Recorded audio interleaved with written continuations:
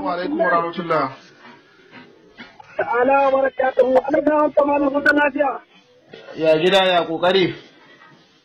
Alhamdulillah kowa na ya. Duka lafiya lau.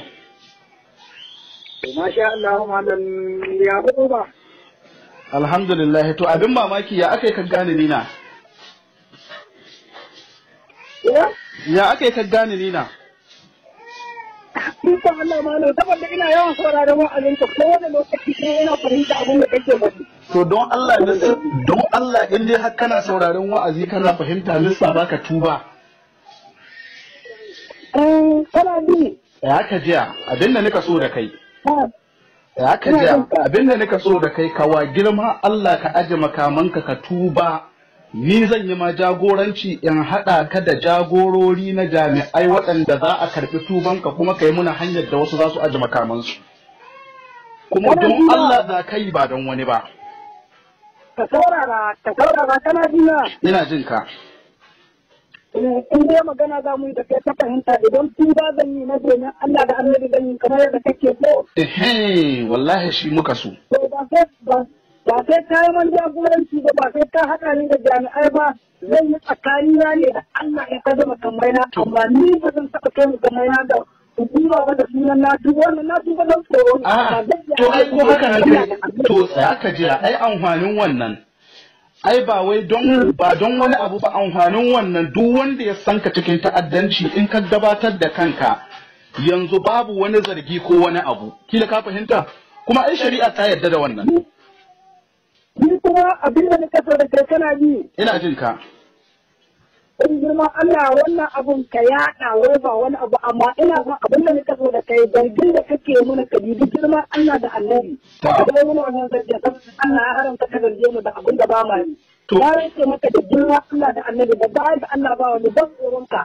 Ban tsoron wani na tare da kai ban tsoron hukumar da kake tare da ita amma ina tsoron Allah ba da na tabbata ayyukan da nake Allah sai ya tambaye ni akan su na sani. Alhamdulillah. Ya haka kuma da muke nan da kai ba mamaki kan da in kira kan wazo mutu. Alhamdulillah. Allah gani amma na rike maka da girma Allah da Annabi Allah. Da baya da Allah ya ba wani sai manzo Allah ka sani tsakani da Allah kamar yadda kuke zargin mu wai muna luwadi kuma muna kamo mata mutum da muka kawo mu yi zina da ita na rance maka da girma Allah da Annabi Allah yan tankuni mana kare kuma tsakani da Allah na tabbata dukkan mu da mu da ke zama haɗu gobe da ba Allah to bari in kai ka